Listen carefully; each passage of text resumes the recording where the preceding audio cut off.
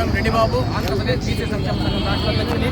ఈరోజు కడప కలెక్టర్ కార్యాలయం నందు ఈ మహా ధర్నాకు చేసినటువంటి ప్రతి ఒక్కరికి, మీడియా మిత్రులకు, print and electronic media and కార్యకర్తలకు, బీసీ సోదరులకు, బీసీ సోదరిమణులకు ప్రతి ఒక్కరి పేరు పేరున ధన్యవాదాలు.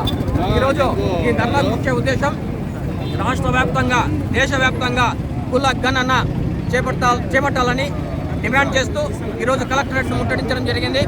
అదేవిధంగా ఈడబ్ల్యూఎస్ రద్దు చేయాలి. ఈడబ్ల్యూఎస్ వల్ల బీసీలకు, ఎస్సీ ఎస్టీలకు వాళ్ళ వాటా వాళ్ళకు దక్కడం లేదు.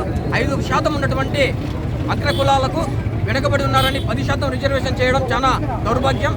బీసీలందరూ దీన్ని గమనించి ఈ గతంలో ఎలా జరిగిందో కాదు, ఇప్పుడు మాత్రం ఇక రాబోయే కాలంలో బీసీలకు ఉద్యోగాలు లేకుండా పోతాయి. ఈడబ్ల్యూఎస్ రద్దు చేస్తే తప్ప మనకు భవిష్యత్తు లేదు. కాబట్టి ప్రతి కార్యాలయం, కలెక్టర్ కార్యాలయాలు కానీ, ఎంఆర్ఓ కార్యాలయాలు కానీ, ప్రభుత్వ కార్యాలన్నింటినీ ముట్టడించేందుకు సన్నాహాలు చేయాలి. రాష్ట్ర వ్యాప్తంగా ఈ ప్రభుత్వాన్ని దిగ్బంధం చేయాలి.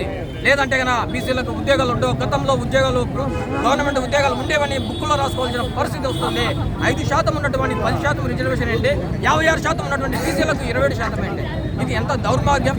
అగ్రకుల రాజకీయాలు ఇప్పటికైనా మీరు స్వస్తి పలకాలి. బీసీలకు వాళ్ళ వాటా వాళ్ళకు దక్కాలి. జనాభా దామాష ప్రకారం రిజర్వేషన్లు కల్పించి ఉద్యోగ ఉపాధి అవకాశాలు కల్పించాలని ఈ ప్రభుత్వాలు డిమాండ్ చేస్తున్నాం. లేదంటే 2019, 2024 వరకు అధికారాన్ని కొనసాగించిన మాజీ ముఖ్యమంత్రి జగన్మోహన్ రెడ్డి గారికి పట్టినటువంటి గతి ఈ కూటమి ప్రభుత్వాన్ని కూడా పడుతుందని ఈ సందర్భంగా తెలియజేస్తున్నాం.